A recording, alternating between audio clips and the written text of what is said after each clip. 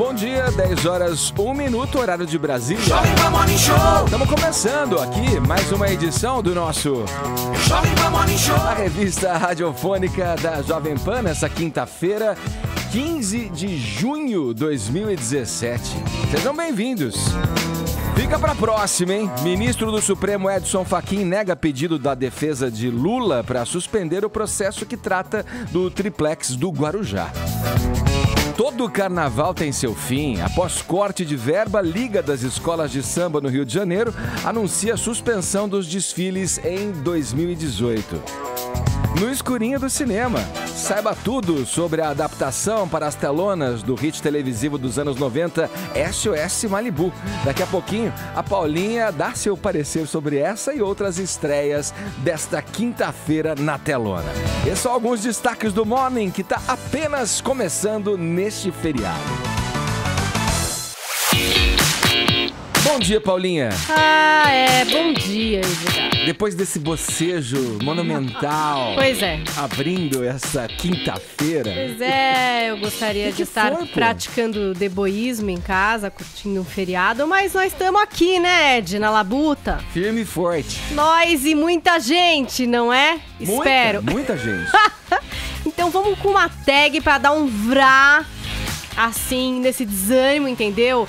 Só porque a gente tá trabalhando no feriado. Show desânimo. Né? Hashtag aqui é trabalho, meu filho. Trabalho. Uma hash é o melhor estilo Muricy Ramalho. Aqui é trabalho, meu filho. Vamos para os TTs com essa hashtag. Porque se você está de boas, trabalhe a favor do Morning Squad, pelo menos nessa manhã. Então, hashtag aqui é trabalho, meu filho. Boa, é isso aí. Já logo de cara, então, já aqui é trabalho. Meu filho dou bom dia a Augusto Nunes. Bom dia. Lembrar, Augusto veio caminhando, Augusto. Skate. Skate, encontrei o Arcon na Paulista. Desde as 6 da manhã, né? Isso é verdade, Arcon? Na verdade, quando eu ouvi lá embaixo, ele tava cantarolando Caminhando contra o vento. Fala, Vini. Tudo bem, Edgar? Vamos lá, vamos em frente. Eu vou nessa mesma onda aqui no WhatsApp, que é uma outra forma de você interagir com a gente. 11 931 17009. Eu vou perguntar aqui pros ouvintes o seguinte. E aí, estão trabalhando nesse feriadão? Mandem mensagens em áudio ou em vídeo pra gente contando o que é que vocês fazem, se sempre trabalham durante os feriados. Ou alguma atividade inusitada que você desenvolva e queira dividir com a gente, vai lá, 11 931 17009. Ao final do programa, para os participantes, tem o sorteio da nossa disputada camiseta aqui do programa. No mais, vou pedir para essa abertura que você visite a nossa página no Facebook. Vai lá, tem conteúdo extra. E também se inscreva no nosso canal no YouTube, youtube.com/morningshowjp. Todos convidados a passarem a próxima hora e meia colados aqui no Morning Show. Imagine there's no heaven. Sees if you try. Bonita, né? Emocionante, vai. No hell. É pra dormir agora. Vamos abrir, não, é pra refletir, Ellen. Vamos refletir. Oasis logo de manhã. Clássico não envelhece, não. Ô, Silvião, peraí que você já Silvio, não é o já Oasis. vai participar do programa. Ah, não é Oasis? Silvio. É o John Lennon. Vamos abrir o noticiário hoje, claro, falando desse clássico aqui pelo seguinte: 46 anos depois do lançamento de Imagine, Yoko Ono, sim, ela vai receber os créditos pela canção composta pelo marido John Lennon. E a Paulinha dá uma geral nessa história pra gente. Ela foi a grande musa inspiradora. É isso que eu ia falar, que tem gente que acha que ela acabou com os Beatles, mas que tem aquela outra versão que também diz que ela era uma musa inspiradora de John Lennon, inclusive para refletir a respeito desses assuntos de paz, não é, Edgar? E aí a National Music Publisher Association, que é a entidade nos Estados Unidos que representa as editoras americanas, vai colocar ela ali nos créditos. Aí, na cerimônia em que aconteceu aí essa declaração, com a presença da Yoko e também do Sean Lennon, o filho do John Lennon, foi exibido um vídeo de 1980 em que o John Lennon diz que a Yoko merecia sim estar nos créditos. E agora De fato, ela está lá, é reconhecida como influência, inspiração para essa faixa Imagine, que foi produzida por ela, ao lado de John Lennon e Phil Spector. Então tá nos créditos agora lá direitinho. Na cerimônia ela tava meio debilitadinha, tava de cadeira de rodas, cadeira de roda, tá com gripe, né? Uma gripe forte. Tá se recuperando. Acompanhada do filho Sean Lennon. E a Pat Smith, que cantou a canção ao lado da filha, acompanhada pela filha ao piano. A Pat Smith, que vem já, além de grande poetisa, grande figura icônica do rock e da resistência artística nos Estados Unidos, vem se firmando como uma espécie de cerimonialista, né? Recebeu o prêmio lá pro Bob Dylan. O Nobel, Cantou agora, né? Também, né, nessa cerimônia aí que dá crédito a Yoko Ono, a música. Grande Pat Smith envolvida aí nos grandes momentos da música. O álbum é de 71, né? É o segundo dele depois que saiu dos Beatles, Paulinha. Você acha que é merecido, Ed? Ou você acha que a Yoko acabou com os Beatles? Qual é a sua teoria? Não, eu não acho que ela acabou com os Beatles nada. Os Beatles acabaram porque tinha que acabar mesmo. Já tinham fechado um ciclo ali e era isso que tinha que acontecer e pronto. Bom dia, né? Opa, que é isso? É a Yoko mandando um bom dia pra gente. Olha, quem tá assistindo aí as imagens no streaming, tem um documentário que é quando o John Lennon e a Yoko decidiram ficar na cama pela paz. Isso. Eu coloquei lá no meu blog pra quem quiser assistir, porque é bem bacana ter a discussão deles com vários líderes que têm diferentes opiniões a respeito da luta pela paz. É bastante interessante. Aí vocês têm ali imagens bem nítidas da cumplicidade e da opinião dos dois, que era bastante congruente a respeito deste assunto. Boa. Então está lá, jp.com.br/Paula Carvalho.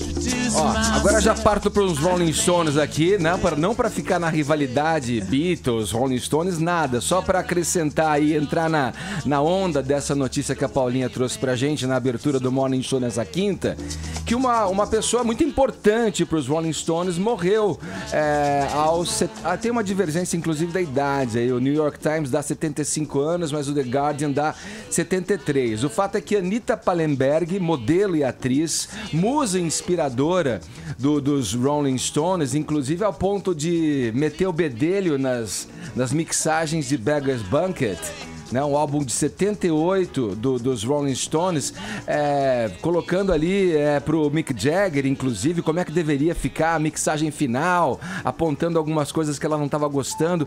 Influente mesmo, ela que namorou o Brian Jones, né, o guitarrista que foi encontrado morto em 69, e teve problemas, inclusive, nessa relação com o Brian Jones.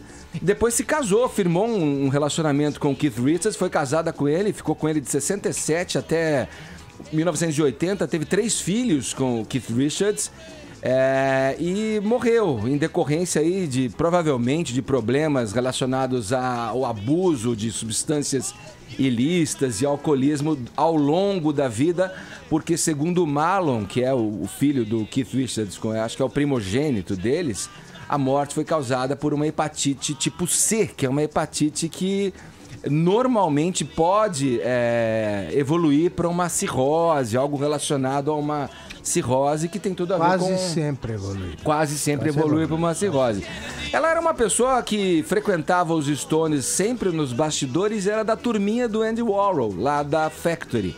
Então era conhecida como uma glamurosa diabólica, assim, a Anita Pallenberg. O Keith Richards fez um anúncio no Twitter muito amoroso, né, falando dela, né, e do tempo em que passou com ela. E aproveitando, já antecipando um pouco das notas que você vai trazer do cinema, ela também tem uma incursão pelo cinema em alguns filmes que ficaram, assim, considerados clássicos, como Barbarella, por exemplo, com a Jane Fonda. Ela faz uma participação no filme. Tem uma com o próprio Mick Jagger em performance, que é um filme meio nonsense, assim, que fala de umas coisas... Um filme bem louco, na verdade. E com Marlon Brando também, num filme chamado Candy. Então tá o registro aí dessa musa do rock and roll e dos Rolling Stones especificamente, que morreu na Inglaterra aos 75 anos. Anita Pallenberg. Agora, Leque, você falou um negócio interessante, não é sociologia barata, não. os Beatles iam acabar como acabam todos os grupos que convivem como eles conviveram. É tempo demais. Tempo demais. 24 horas por dia. E com uma intensidade... Os Rolling Stones encontraram a fórmula perfeita. Eles só continuam juntos porque só se encontram em excursões. Excursões pra compor, né? Só. E sai lá. pelo mundo. E olha lá. Cada um no seu quarto ali, conversa um pouco, senão não dá. Não dá. É isso aí. Começamos musical esse Morning Show e ainda no campo da música, olha aqui. Vamos com uma notícia que deixou apreensivos os fãs, os amantes do Carnaval Carioca. Vini, tá perigando não ter desfile no ano que vem? Será que isso vai acontecer mesmo? Já pensou isso, Edgar? Caramba! 2018... Primeira vez, né, talvez. Eu acho que é histórico isso, histórico, né? Nunca aconteceu desde que começou o Carnaval do Rio de Janeiro de não ter o desfile. Mas este foi o comunicado da Liesa, que é a Liga Independente das Escolas de Samba, por meio de uma nota oficial, dizendo que, com o corte anunciado pelo prefeito Marcelo Crivella, prefeito do Rio de Janeiro, de 50% do aporte financeiro para as escolas de samba, eles estão suspendendo os desfiles do ano que vem. Então, este é o motivo. Neste ano, as agremiações receberam 24 milhões de reais para os desfiles e, segundo a prefeitura, metade deste valor, ou seja, 12 milhões de reais, iriam no ano que vem ser destinado às creches do Rio de Janeiro, 158 creches, e o valor seria revertido para melhorar a alimentação e o material escolar das crianças. Porém, a Liesa entende que este valor, neste valor que eles pedem para a prefeitura, estão aí acumulados enormes benefícios econômicos e geração de emprego e renda que o Carnaval do Rio de Janeiro oferece, além da valorização da imagem da cidade do Rio e também do Brasil para o exterior. A Liga também argumenta o aumento da arrecadação de impostos e receitas durante o período aí de preparação para o Carnaval, ali com os carnavalescos, e que este corte trará graves consequências para a produção do espetáculo, tornando inviável a realização. Quer dizer... São 24 milhões, você falou, né, Vinícius? 24 milhões. São 12 escolas do grupo especial, é isso? 12 escolas. 2 milhões por escola. Isso. Eles vão receber 1 milhão, na verdade, segundo essa ameaça é tão verdadeira quanto a invasão dos Estados Unidos pelo Burundi. Claro que vai uma ameaça, estão chantageando. Augusto? Os bicheiros, bicheiros para dizer o mínimo, que patrocinam as escolas, têm esse dinheiro aí, dinheiro de troco para eles. Eles estão querendo mais. E tem os patrocínios, meu fora Deus a prefeitura. Não haver desfile. A gente vai lá e organiza esse desfile. E se a prefeitura está alegando que é um valor que precisa ser destinado para creches, para alimentação... Pois é, o argumento é inconteste, é muito bom, tá esse argumento. E esses caras aí, eles são autossuficientes, as escolas são autossuficientes. Só com os ensaios, com o patrocínio, eles vivem do patrocínio de... Tem desfile homenageando o Belém do Pará, a cidade paga. Homenageando o Amazonas paga. Eles estão querendo dar mais. Augusto. Teve um ano da África também, que não sei quanto que foi doado para Lá eles saquearam a África. E dependendo de quem é homenageado e quem é tema, né? Também. A pessoa contribui ou a entidade. Que o Luciano Huck estava oferecendo dinheiro para ser enredo de escola de 6 samba. milhões, uma coisa assim? Ele negou. Daria para traçar um paralelo com essa proposta que vem aí na esteira de uma sugestão de reformas políticas onde os próprios partidos se autofinanciem através de seus simpatizantes? Seria o mesmo caso das escolas? Exatamente. Começarem a arrecadar, né? Exatamente. Os partidos têm que começar a se virar. Se não consegue, não tem por que existir. Se o partido não consegue o número de filiados suficiente para que ele se mantenha com contribuições, como era antigamente. Pode parar. Agora, isso já era esperado de um prefeito como Marcelo Crivella, que nunca teve aptidão para o Carnaval. Vamos lembrar que ele não foi ao Carnaval do Rio este ano e foi muito criticado por isso. Apesar que a Liesa justifica, dentre esses argumentos também, que o Marcelo Crivella, quando era candidato à Prefeitura do Rio de Janeiro, fez uma visita à Liesa e prometeu manter este né? valor e até um possível acréscimo para os próximos anos, o que agora não vai acontecer por enquanto, né? Mas eu acredito que é realmente apenas uma ameaça ali para chamar o prefeito. Eles falaram que querem agendar o mais breve possível uma reunião do Marcelo Crivella com as escolas de samba e aí tentar chegar num valor ideal. Mas eu não acredito também que não vai ter Carnaval do Rio em 2018. Tem dinheiro oficial e não oficial também nas escolas de samba, Augusto? Lá tem caixa 3. Esse é caso de polícia total. E como que a gente vai ficar sem a famosa piadinha, né? Não vai ver a Mangueira entrar em 2018? Vamos pra Brasília agora.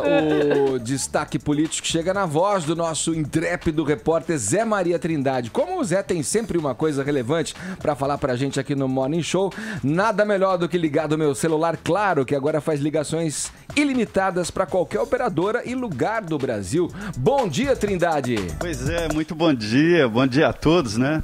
Olha, por aqui é o seguinte, quem tem mandato tem medo. É porque foi beneficiado ou mesmo financiado por alguém ou empresa. É que a delação dos executivos da JBS não encerrou esta fase de vendavais provocados por acordos na justiça. Esses acordos aí, chamados de delação premiada. Outras delações estão a caminho e fazem tremer aqui o mundo político. Ex-dirigentes de empresas públicas, as estatais, também estão na mira. A OAS, Mendes Júnior, Andrade Gutierrez e também outras empresas vão fazer as contribuições e já estão fazendo esses acordos e os dados vão aparecer. Agora, as delações que chamam mesmo a atenção por agora estão por vir. É do ex-ministro Antônio Palocci, que pode chegar aos bancos e também empresas privadas com relacionamento com o governo. A cúpula do PMDB está em alerta aqui com o ex-presidente da Câmara, o deputado cassado Eduardo Cunha, né? Ele está preso, pediu informações sobre a delação premiada de Joesley Batista da JBS. É que ele vai prestar depoimento na Polícia Federal e isso provocou uma grande apreensão. Agora, o ex-deputado da Mala, Rodrigo Rocha Loures, sofre ameaças só pela possibilidade de delação. Por isso que ele foi transferido da Papuda para a cela da Polícia Federal. Olha, essa cela lá é mais apertada, sem janela, porém é muito mais segura. A família do deputado da Mala também está sendo ameaçada e terá proteção especial da Polícia Federal por determinação do ministro Edson Fachin diante destas ameaças. Olha, é mesmo verdade, viu? As delações são o combustível novo destas investigações. É a chamada fruta da estação, viu?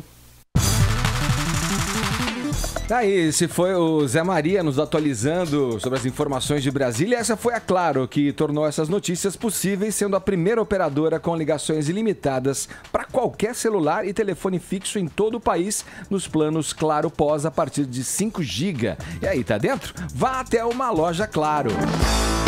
Aproveitando o assunto do Trindade, Augusto, não é raro, né, esse recurso da delação premiada sofrer críticas aí, né? Mas pelo que ele já possibilitou até o momento, merece, há de convir comigo, um lugar de destaque na história do Brasil. Sem a menor dúvida. O juiz Sérgio Moro aprendeu com a operação Mãos Limpas, entre outras coisas, a importância do uso da delação premiada.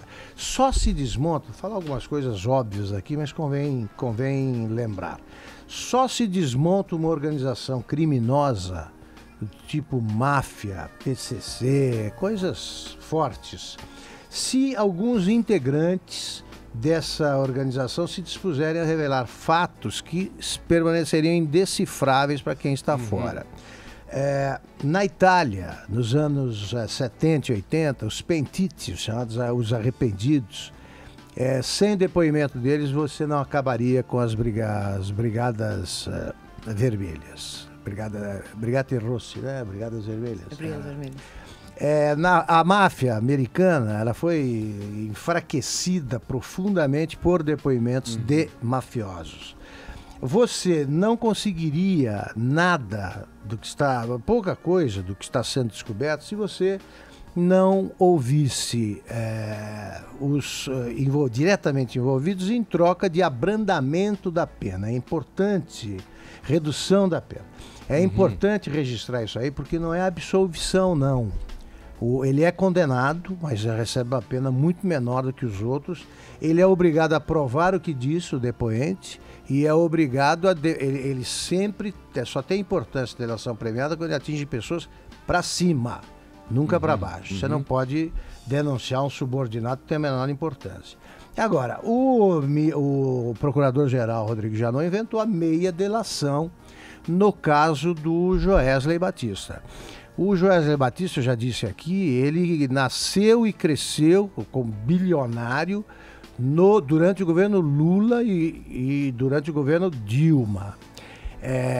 Sejam bem-vindas as revelações que ele fez sobre Temer, Aécio, todas precisam ser investigadas e ter consequências.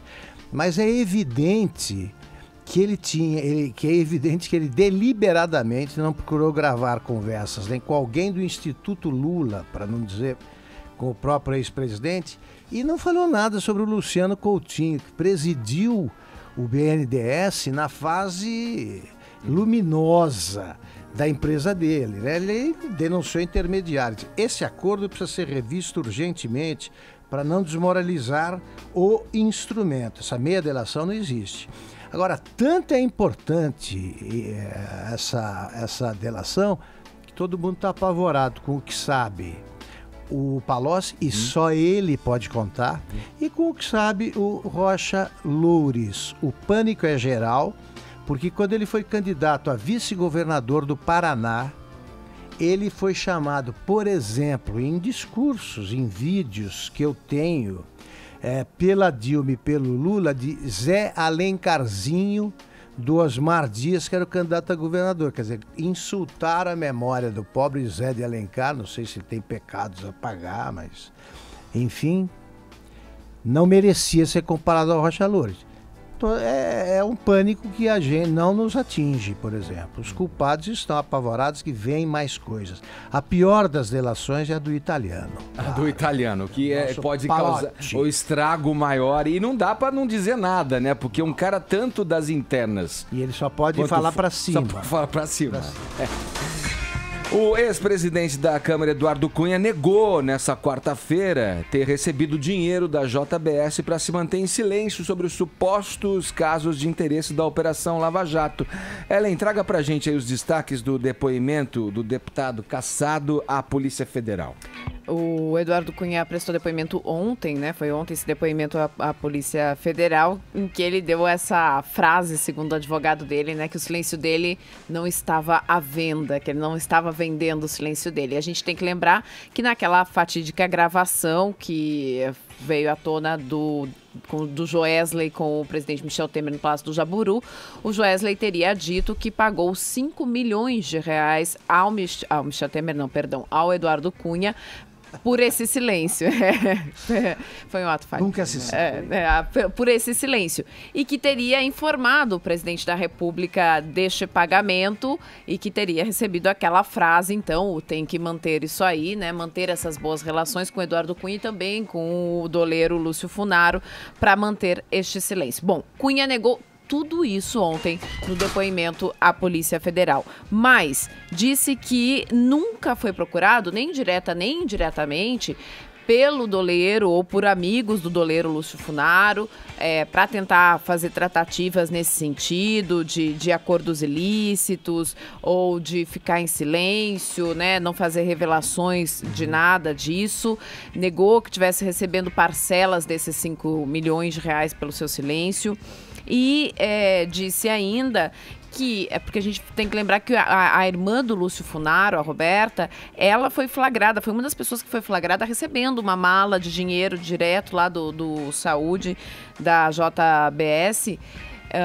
E ele disse, olha, se essa quantia foi flagrada com ela, quer dizer que o dinheiro ficou com ela. Então, não chegou até mim esse dinheiro. Ele usou esse argumento, dizendo, então, esse dinheiro ficou lá com o doleiro. Quem estava recebendo eram eles. Eu não estava recebendo essa quantia. Foi o argumento dele, tentando comprovar que não chegou até ele esse pagamento da JBS. Aliás, a Roberta, falando nisso, nessas questões de abrandamento, ela foi flagrada, filmada, recebendo, tá em prisão domiciliar, ela tá cumprindo a pena dela em casa, né?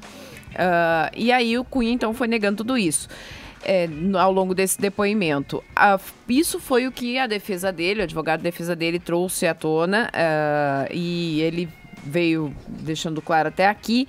Ele mandou, uns tempos atrás, uma série de questionamentos também ao presidente Michel Temer, uma série de perguntas ao presidente. A Polícia Federal perguntou, bom, por que você mandou isso? Você estava tentando, em alguma medida, constranger o presidente? Ele disse, não queria constranger. Essas perguntas que eu enviei ao presidente eram perguntas para eu usar na minha defesa e elas virão à tona, essas respostas virão à tona no momento adequado do meu processo aqui da minha defesa. Então, também foi outro ponto aí desse depoimento que ele prestou ontem.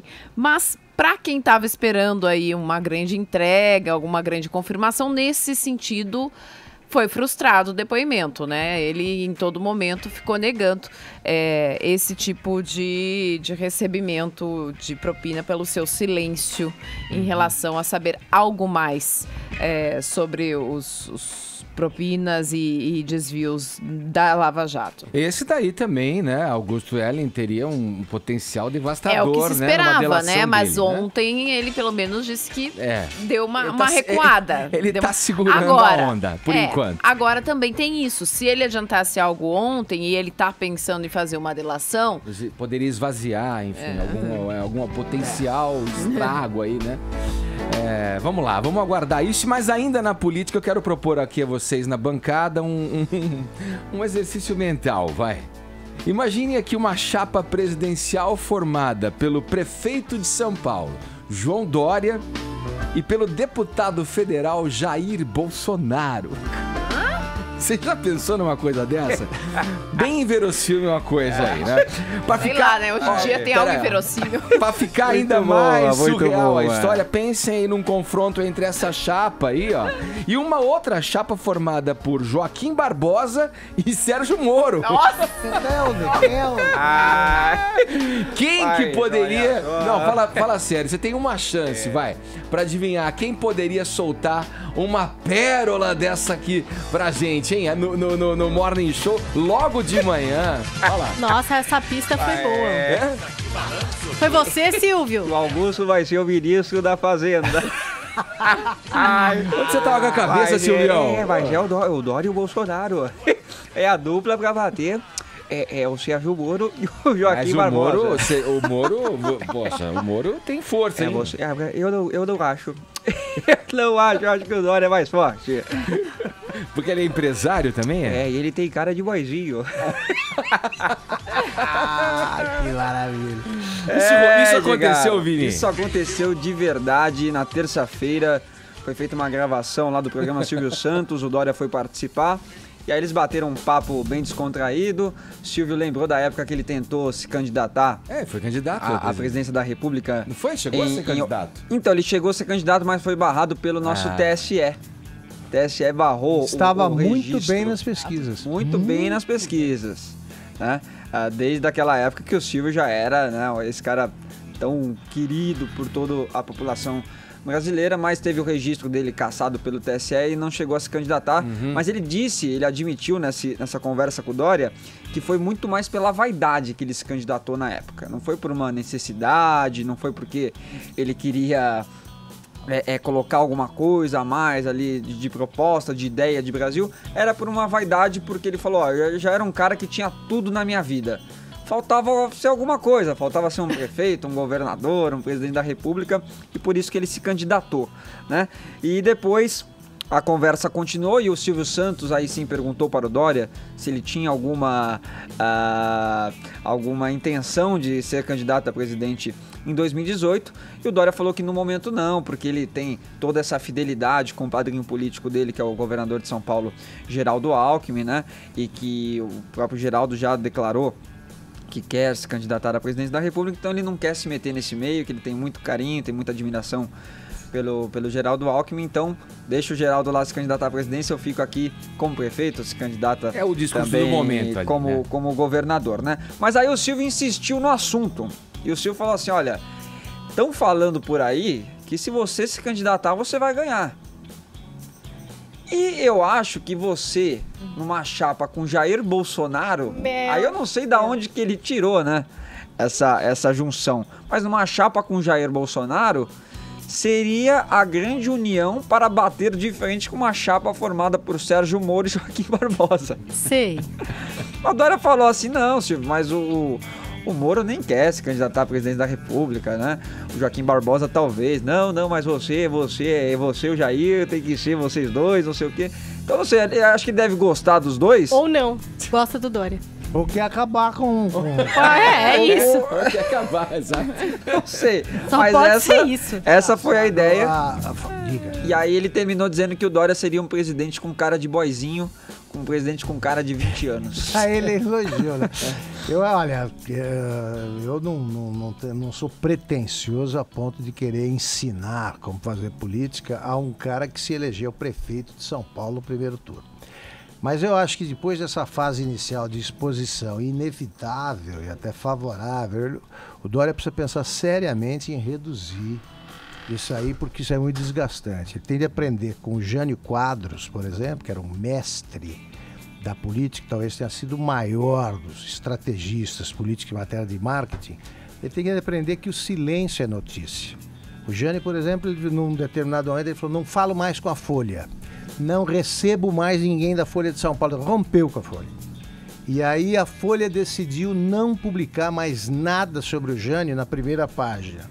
Aí no dia seguinte ele apareceu, ele era prefeito, apareceu no gabinete com o pijama, que a calça do pijama ela vazava assim por baixo da calça e ficava cobrindo o sapato. Aí o que fez a Folha? Fotografou e deu na primeira página. Então o Jânio nem precisava ser entrevistado para ser notícia. De vez em quando é bom submergir. Acho que o Dória deve pensar nisso. Boa análise, hein? Agora, e olha, a passagem do Dória pelo SBT não se limitou ao programa Silvio Santos, não. Depois ele foi participar também da Praça é Nossa com o Carlos Alberto de Nóbrega. E aí teve uma sátira lá do humorista, o Vinícius, que faz a imitação do Dória, faz muito bem, por sinal. E também do Porpetone fazendo o Lula e o sinal de acelera nessa foto que nós estamos vendo aí com o Dória e com o Carlos Alberto. Ele também deve vir ao Morning Show e depois submergir. Eu só posso pedir pro Silvio dar a hora certa pra gente agora. Vamos lá, me dá licença. Fala certo, aí, Silvio. Sim, agora é 10 da noite ou 10 da manhã? Amanhã. 10h33, horário de Brasília. Jovem Pan Morning Show.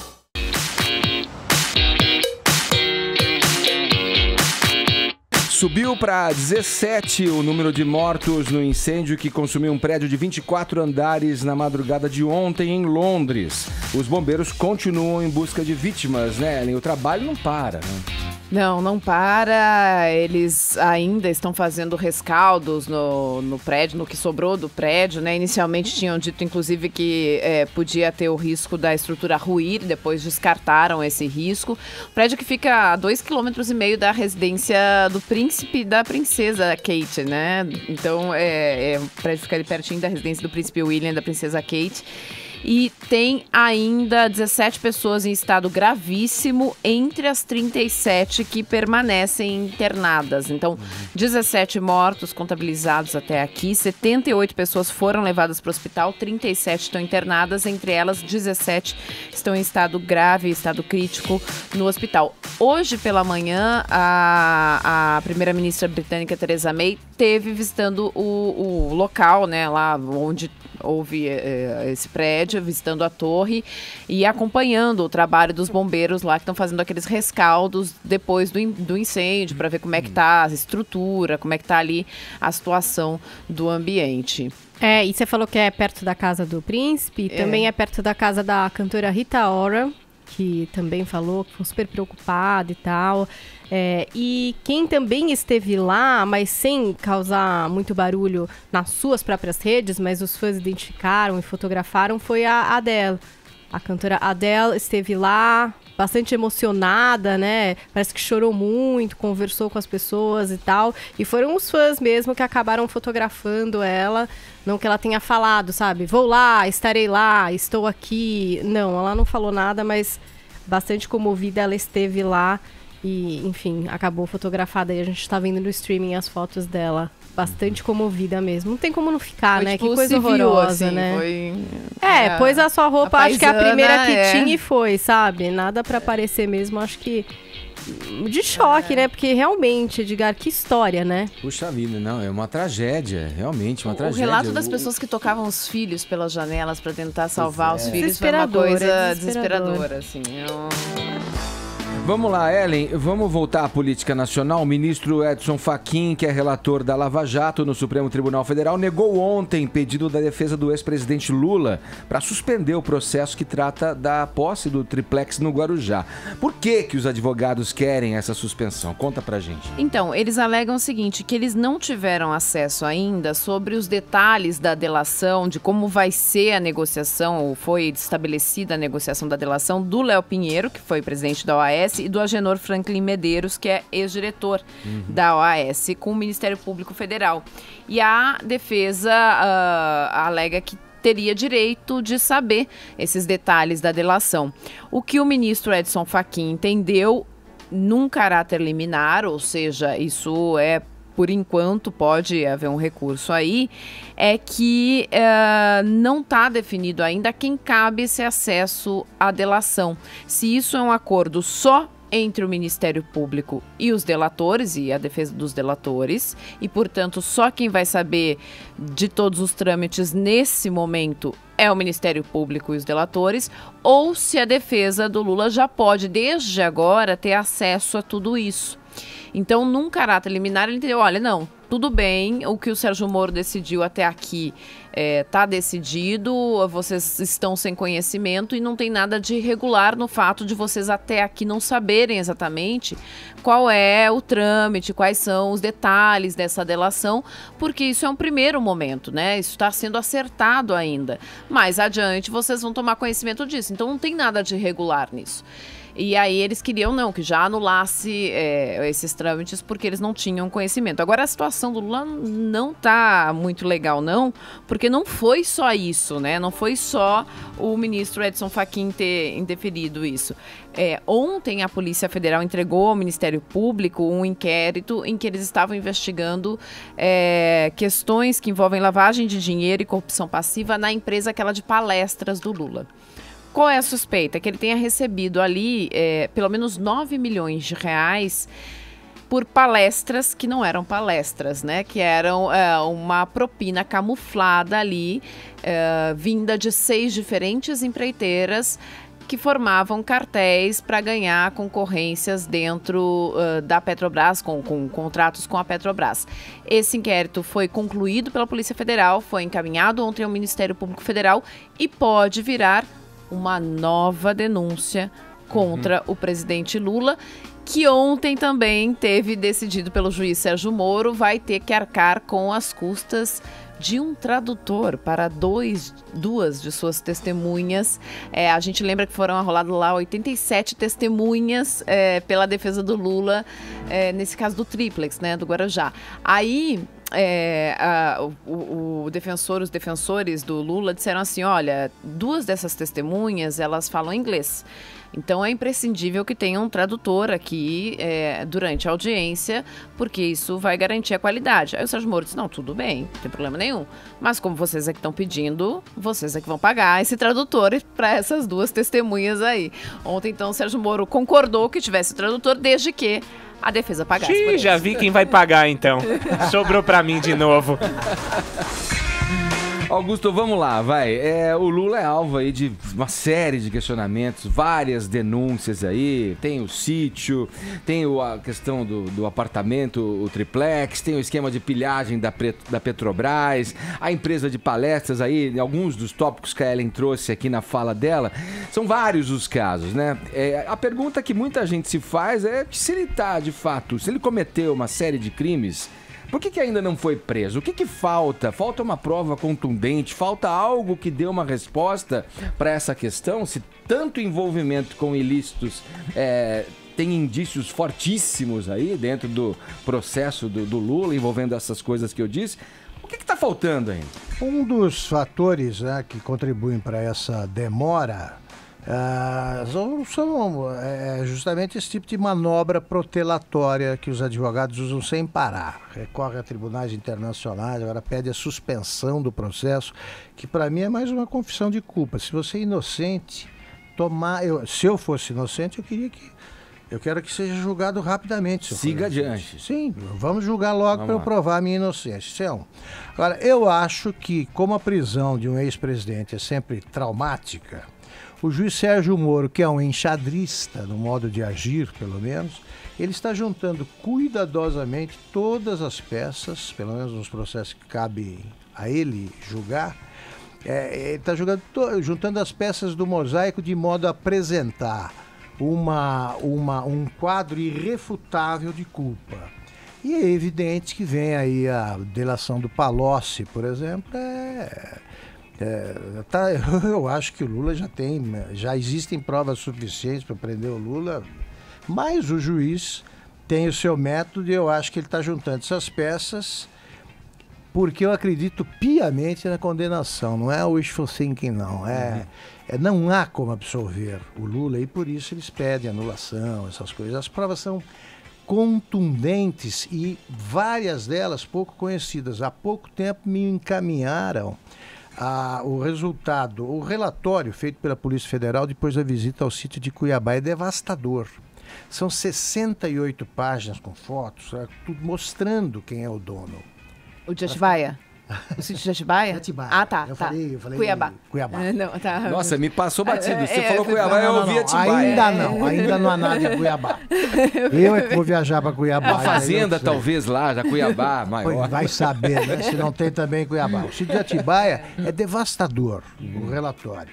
Agora, à medida em que as protelações estão prejudicando o Lula, o Temer ficou vulnerável.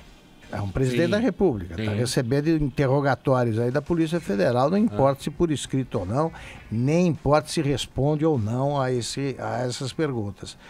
E agora tem o Aécio.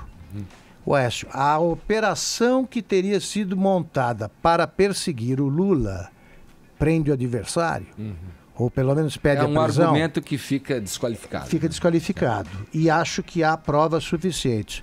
O Moro é cuidadoso e o julgamento, a sentença vem aí.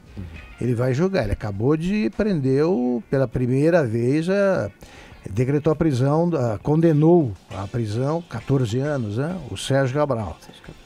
Está chegando a hora do Lula. Ele pode até recorrer em liberdade, em segunda instância, que confirmará a sentença do Moro. Isso até eu acho que pode acontecer. Pode ser que ele não seja levado fisicamente ali para a cadeia, mas da condenação eu acho que ele dificilmente escapa. Augusto, e os tribunais superiores confirmam a grande maioria das sentenças em primeira Quase instância 100%, do Moro, né? É um negócio acima de 90%, 80%. Olha aqui, Arcon, fiquei pensando na sua atividade, no seu ofício diário, você que está sempre imerso nas questões envolvendo a política. Eu quero te perguntar, acho que ninguém melhor do que você para responder isso para o nosso ouvinte. Se o Lula fosse eleito presidente, o que você acha que ele mudaria de concreto no país? Olha, essa pergunta já foi feita por Wagner Montes ao próprio Lula, então candidato à presidência da República. Então acho o seguinte, que nada melhor que o Luiz Inácio para responder essa pergunta. E aí eu te digo o seguinte, quando eu falo que a história se repete como farsa, tragédia ou meme, você não acredita? Dá uma olhada nesse vídeo, solta aí, Brunão. Ô Lula, se você for eleito presidente da República, o que você pretende mudar de concreto no nosso país? Olha, primeiro que nós vamos mudar de concreto, nós vamos provar que você pode tranquilamente colocar corrupto na cadeia. O lugar de ladrão é na cadeia, corrupto. E o corrupto não é apenas o cidadão que é funcionário público que rouba. No Brasil, o Wagner, predomina a teoria do que é preciso levar vantagem em tudo. E nós precisamos mudar isso. E vamos mudar isso dando exemplo. E dando exemplo significa acabar com a impunidade. Se um trabalhador rouba um pãozinho, ele vai preso e apanha. O cidadão dá um desfalque de 400 bilhões e está em Paris, gozando da nossa cara. Esse cidadão tem que ser preso, esse cidadão tem que pagar pelos desfalques que ele deu. O pequeno, nós sabemos que às vezes rouba para comer, mas o grande rouba de sem vergonha e esse nós precisamos colocá-lo na cadeia. É assim que a gente vai mudar o Brasil, Wagner. Eu fico imaginando... É devastador. Foi no Silvio Santos. Eu fico pensando, imagina ele vendo isso, esse vídeo hoje, né? Como é que pode? Quanto Não, vale o show, aí Augusto? você vê que é mais uma prova de que a oposição esteve de férias, agora sabemos por quê, durante 13 anos. Como é que não usaram isso aí? Como é que eu mostraria em todo programa do partido, se eu fosse oposicionista, né, partidário, eu botaria no programa. Você não precisa falar ninguém, não. Põe lá o Lula falando isso. A internet às vezes é muito do mal, né? A internet é uma coisa perversa. Bom sentido. É verdade. Agora, depois dessa, só chamando, sei lá, pra dar a hora certa pra gente aqui, eu acho que dá pena, meu. Vai dar pena. É uma brincadeira, hein? Fala do passado, tem que cumprir no presente, velho. Não adianta mudar o discurso, não. 10h50, horário de Brasília, velho.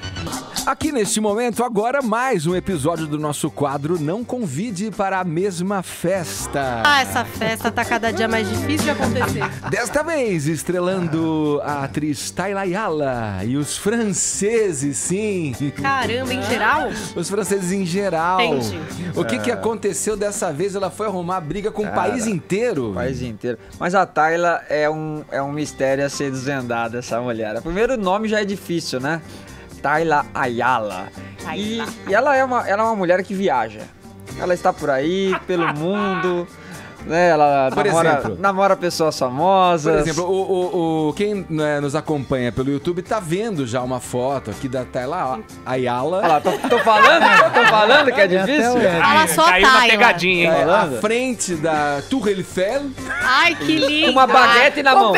Compensou. Com uma baguete na mão, só que eu já vou dizer, vou apontar Não é um clichê, erro. essa foto não é nada clichê. erro, né, ao carregar esta baguete. Não tá no sovaquinho. Porque o francês autêntico carrega isso, Paulinha, no sovaco. Exatamente. Eita, Quem sabe, sabe. Exatamente. Vai lá, Vini. A Tayla está causando em Paris, né? Primeiro aconteceu o seguinte, ela viu um suspeito de atentado terrorista.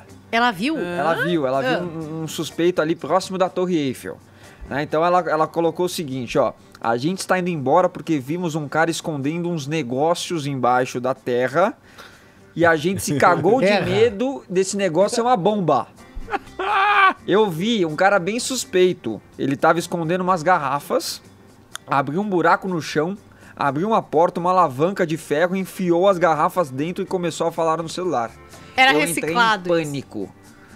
Então esse foi o primeiro... Tá bom. Primeira mensagem, Primeira mensagem, Mas posso primeira falar, vista, nesses Ayala. tempos de hoje, você pode ficar com medo Você mesmo. também já viu vários aqui. Não, eu não vi, mas se eu achasse, Suspeito. sei lá, eu ia ficar... Felizmente. ia embora também. Tô com Tayla nessa. Felizmente não aconteceu nada. Ah. Depois a Tayla reclamou do cheiro dos franceses. Nossa. Do odor dos franceses. Sei. Ih, rapaz. Aí a gente pode até... Temos a sonorinha aí, Edgar? Tá aqui, Pra ver tá na mão. da boca da própria Tayla Ayala o que ela falou. Deixa eu O que ouvir. será que ela falou, hein? Vamos ouvir. Vai, gente. Tem duas lojas que me indicaram, eu não vou falar o nome, né, porque não importa, mas assim, que eu tentei muito ver, eu não... Gente, as pessoas fedem muito nessa França, mas assim, nessa Paris. É claro que deve ter suas exceções, como em qualquer lugar do mundo, né, mas Jesus, sabe que você não, quase vomitar, você não conseguir ficar dentro de uma loja porque é pequenininha. De tanto CC, Senhor Jesus Cristo. Eu tô indo embora da loja triste, que me indicaram. Que coisa. Algumas pessoas, que é super legal. Eu não consigo ficar dentro, porque é muita gente fedida num cubículo tão pequeno. Tipo, é muito fedor, tipo, muito. Tayla é linda. Ela Tem um lugar foi bem bacana bem. chamado Instituto Rio Branco. Dá uns cursinhos lá. Mas enfim, claro que esses comentários aí da Tayla Ayala gerou uma repercussão nas redes sociais. As pessoas falando, algumas elogiando, algumas criticando a Tayla, né, pelos comentários, algumas concordando com ela. Outras não, falando assim, olha, você tem que respeitar o país em que você está visitando, né? Os franceses, a cultura dos franceses. Aí ela até disse o seguinte, gente, 95% das pessoas que já vieram ou moram aqui me falaram: pega o metrô às 5 horas da tarde pra você ver. Então os outros 5% vão tomar banho. Então quer dizer, 95% dos franceses cheiram mal, segundo Tayla Ayala. Mas existem as exceções, né, como ela mesma disse. É uma Mas está causando, e nós estamos tentando realmente desvendar esse mistério. Tem que acompanhar, porque é muita coisa que acontece. É pior que o menino do Acre, os enigmas que ela deixa por aí. Vamos lá. Adorei fazer essa notícia, viu? Então vai, aproveitando então o mundo mas hoje é requisitado, hein? As celebridades, eu queria... Pede aumento. O Juliano Fuch desse a hora certa. Muito bem. Tayla, ela é minha amiga também. Tenho várias fotos com ela em Paris. Agora 10 horas e 59 minutos. A pergunta da hora é a seguinte: como é que tá a nossa hashtag aí? Aqui é trabalho, meu filho. Tá chamando gente pra trabalhar desse Morning Square, porque se não for pros TTs não tem prêmio não, viu? Olha aqui, ó, Delvânia Rezende de Uberaba, Minas Gerais, diz: hashtag aqui é trabalho, meu filho, porque não sou político. Vamos mudar o nosso Brasil. Queria fazer igual o da Pena, mas eu não consegui. Também tem o Álvaro César Dollens dizendo aqui, ó: hashtag aqui é trabalho, meu filho. Essa tag causou-me urticária. Viu, Paula Carvalho? Acordei, só que não saí da cama.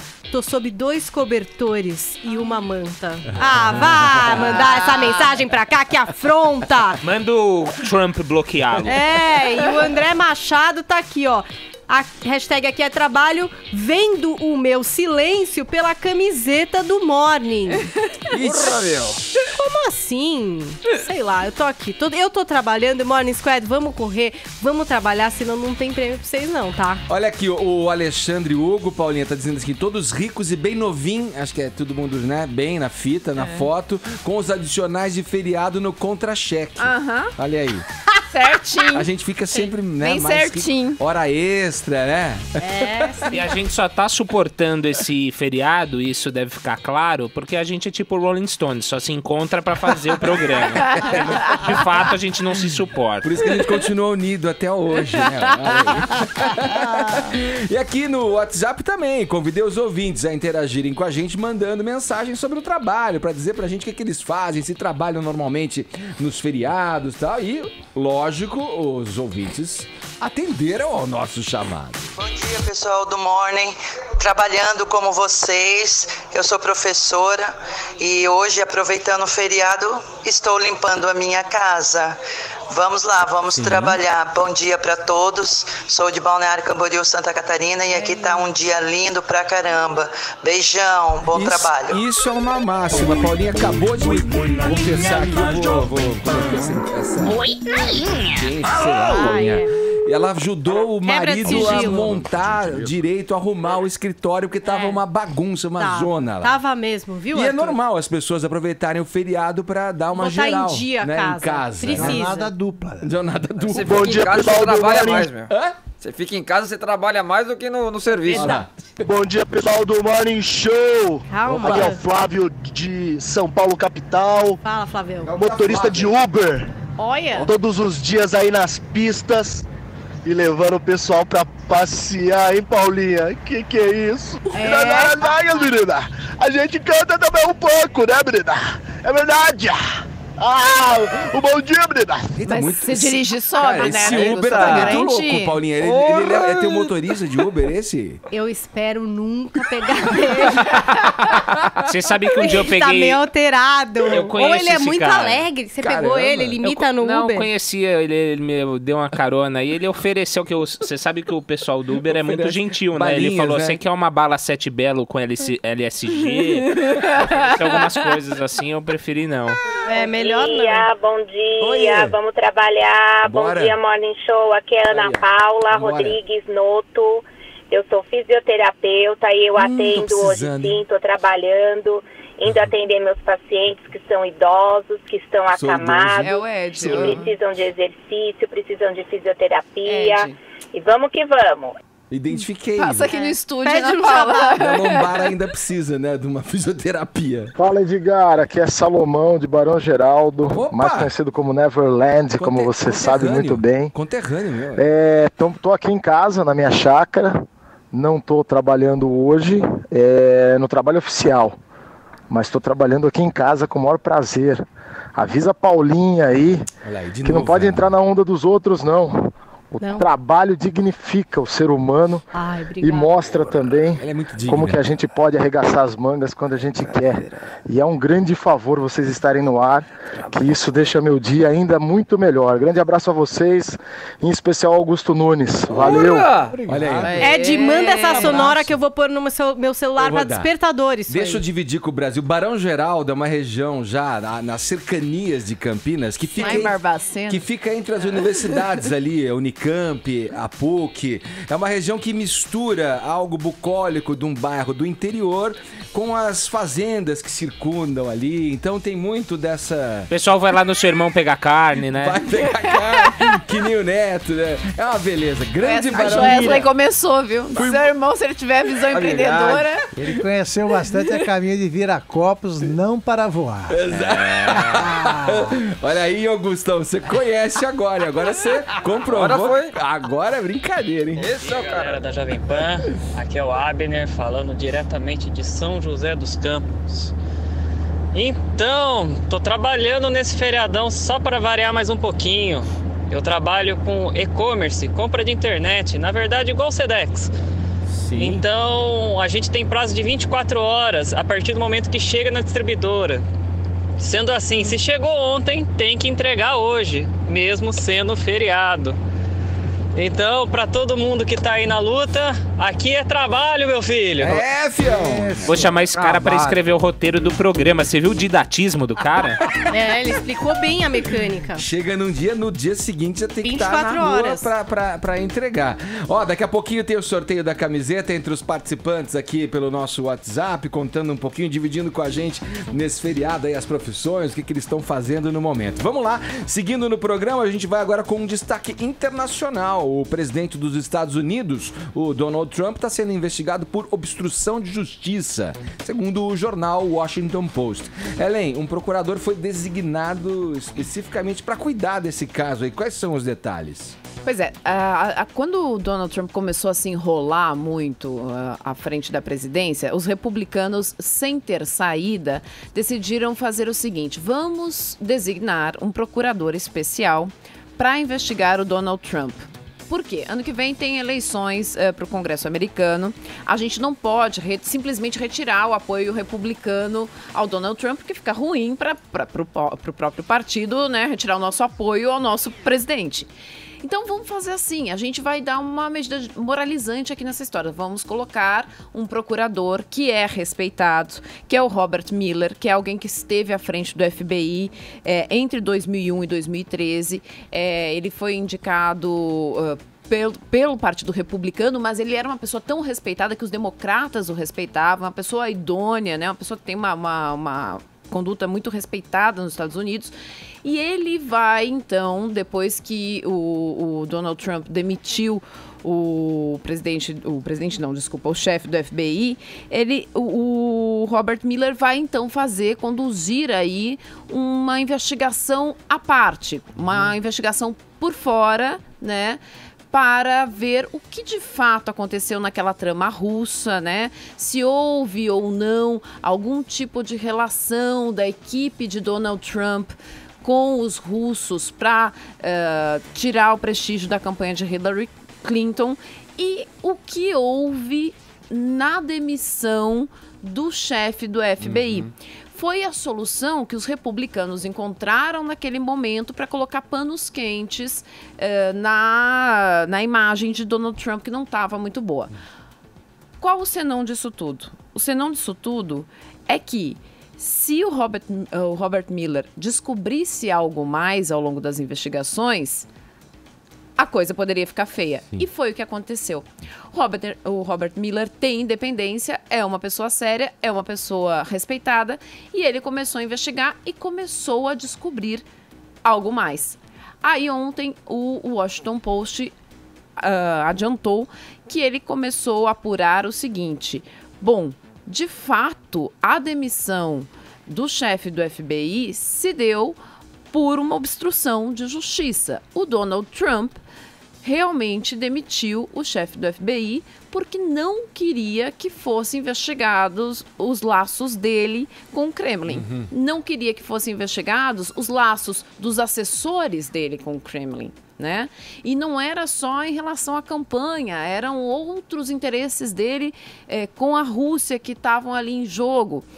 E tudo isso, Robert Mueller começa a juntar essas pecinhas que vieram à tona de forma muito forte no depoimento que o chefe do FBI, o Comey, deu ao Senado na última semana, que a gente inclusive até comentou aquilo, né? A nação toda ficou estarrecida naquele depoimento, foi algo muito forte, e que o Robert Mueller juntou aquelas peças, né? Juntou tudo aquilo e começou agora, sim, colocar como alvo uma possível obstrução de justiça. Agora, para você acusar um presidente de uma obstrução de justiça, é preciso ter muita prova, né? Então é isso que agora o Robert Mueller começa a trabalhar. Há efetivamente provas de que ele agiu para obstruir a justiça? E é isso que agora começa a vir neste foco de investigação. Se essas provas forem coletadas, isso pode levar a um impeachment de um presidente. Isso pode levar a um pedido de impeachment de um presidente. Ô, Augusto, e aí? É um caso de que se mexer vai achar? Há precedentes perturbadores para o Trump. Eu faço essas observações, não resultam da minha pouca simpatia por ele, não, mas resultam do conhecimento da história, que ele ignorou. Na campanha eleitoral de 1972, o caso Watergate, ele nasceu numa pequena nota, publicada no Washington Post, noticiando uma tentativa de assalto a uma invasão suspeita ali, mas ninguém desconfiava do que ocorreria. Ao comitê do Partido Democrata, a sede do Partido Democrata, no edifício Watergate, por isso que ficou com esse nome. Dois repórteres, né, o Carl Bernstein e o Bob Woodward, eles resolveram olhar aquilo até porque não tinham muito assunto. Foram ligando as pontas, estabelecer uma conexão entre um dos participantes do crime e a Casa Branca, com a Casa Branca, a conexão. E aí as coisas começaram a andar. Bom, o Nixon, já estava em curso a investigação. O presidente Richard Nixon se reelegeu na disputa com o George McGovern com a maior diferença da história eleitoral americana. Em 1974 ele teve de renunciar porque ficou claro que ele também praticou obstrução da justiça. É muito grave isso, e quando entra um procurador no seu caminho, se cuida se for presidente dos Estados Unidos, porque por muito menos o Bill Clinton quase teve de abandonar o cargo. O Nixon renunciou pela inevitabilidade do impeachment. Enquanto isso, no Brasil, obstrução de justiça? Como é que é? Oi? Os americanos tratam isso seriamente. 11h17, horário de Brasília. Vocês obviamente se lembram, né, do dia que o Supla foi ao programa da Ana Maria Braga e a internet, o que aconteceu com a internet? Foi a loucura. Foi a loucura, quebrou a internet por causa da semelhança entre o cantor e a apresentadora. Claro que vocês, obviamente... Loucura. Os dois aproveitaram esse episódio, esse estardalhaço nas mídias digitais para faturar uma graninha. Pouco mais, né, Vini? Nada como uma ideia genial, né? Aliás, essa graninha que eles vão ganhar aí com um comercial que eles gravaram, eles deveriam reverter para a pessoa que teve essa ideia genial de juntar a Supla com a Ana Maria Braga naquele programa. Sensacional. Em que o Supla começa apresentando o programa no lugar da Ana Maria Braga, né? De costas, né? Não é isso? Costas, tudo. E aí eles brincaram com a situação o tempo todo, né? O cabelo, principalmente, que é muito parecido mesmo. Dos dois. É tudo, assim. Enfim. Eu mostrei pro Vinícius, lembra, Vini? Depois desse dia aí, a gente foi lendo, viu, Augusto? Sei que gosta desse tipo de história. Eu fui ler na internet, um desses grandes portais anunciava essa história assim: suposta semelhança entre Supla. Que suposta, cara. Olha a foto. Suposto pra tudo, né? Suposto assassino, o cara tá com a faca na mão em cima do corpo. Ele é suposto assassino. E aí um cartão de crédito chamou os dois pra fazer esse comercial. E no comercial os dois estão vestindo aí a mesma roupa, né? Portanto, ficam ainda mais idênticos. E o slogan é que cada um tem um jeito e o cartão tem um jeito diferente de pagar para cada um. Então, faturando uma graninha aí em cima desta semelhança aí. Mas eu acho que eles deveriam dar uma parte para quem teve essa ideia genial de juntar Supla e Ana Maria Braga. Vamos lá, aqui já na reta, engatando a reta final do Morning Show desse feriado. Vamos com o quê? As estreias do cinema. Hoje é dia de estreia na telona. Hoje eu vou, hein? Você vai, da Pena. Espero não te decepcionar. É só te avisar que você tá de plantão até as 5 da Pena. Você não vai, não. Vamos começar por quê? Por Baywatch, SOS Malibu. Eu quero saber por que eu não devo ir ao cinema, Paulinha. Pois é, Ed, não é um filme pra você. Acho eu, né? As críticas vêm descendo a lenha aí nessa adaptação da série que fez bastante sucesso nos anos 90 para o cinema. Quem não se lembra da série, não é? Dave Hasselhoff vivendo Mitch Buchanan, ele que era o chefe do Salva-Vidas, aquelas cenas em slow motion de Pamela Anderson, que era basicamente o que interessava nessa série, pra caramba, velho. Ela maravilhosa, a gente acompanhou todas as próteses de silicone da Pamela Anderson, até o limite, até onde ela pôde chegar, e foi maravilhoso. Eu acho que era um dos grandes momentos Ela vai estar no filme? de Baywatch. Então, não tá no filme. Então, sei lá, só por isso talvez a gente não queira ver. Então, o que a gente tem? O Dave Hasselhoff foi substituído pelo Dwayne Johnson. Então, é ele quem faz o Mitch Buchanan, ele que é o chefe dos Salva-Vidas. E aí, no filme, o que é que a gente tem? O Zac Efron, que era aquele menininho, franzino, né? Agora virou um homão, six-pack ali, com a barriga toda marcada e tal. E ele vai ser tipo um novato, um salva-vidas novato e bem exibidão, que vem integrar a equipe do Dwayne, que é um salva-vidas que, assim, inspirado na profissão, sabe? Orgulhoso disso. Então vai ter a rivalidade dos dois, tem as gatas também, outras gatas em slow, correndo na praia Por aqui, e enquanto tal. você fala, eu vou subir aqui, ó. A gente tá vendo o vídeo também, pra quem nos acompanha pelo YouTube, olha lá. E aí vai ter um problema maior, digamos assim, que é uma conspiração criminosa que pode ameaçar o futuro da praia. Agora, a crítica tá descendo a lenha mesmo, diz que tem alguns momentos engraçados, mas muita piada sem graça, e que é como se a gente tivesse chegado, assim, ao cume do cinema de besterol. Então eu não sei. Eu acho que a intenção do filme é essa, não é? Pois é, Vini, eu acho que tem esses dois tipos de público. Quem vai gostar e curte esse tipo de filme e quem vai passar longe da porta do cinema. Mas no caso do Edgar, eu acho que ele tá na turma de que não vai gostar. É pra dar um descanso no pensamento, pra você parar de pensar um pouco, vai lá, né? Abstrair um pouco, não é? Pensar, é ótimo. E aí, filme nacional, tem uma comédia brasileira estreando também nessa quinta. Um Tio Quase Perfeito, estrelado pelo Marcos Magela. Eu assisti ao trailer desse filme, que inclusive tem no elenco Ana Lúcia Torre, que é uma artista brasileira super legal. Eu, particularmente, não curti o trailer, mas você sabe que o trailer não faz o filme, né? A história é a seguinte, deveria, né? esse tio e essa... A Foi personagem criado pra isso, né? Eu sei, mas tem trailer que é melhor que o filme e tem filme que é melhor que o trailer.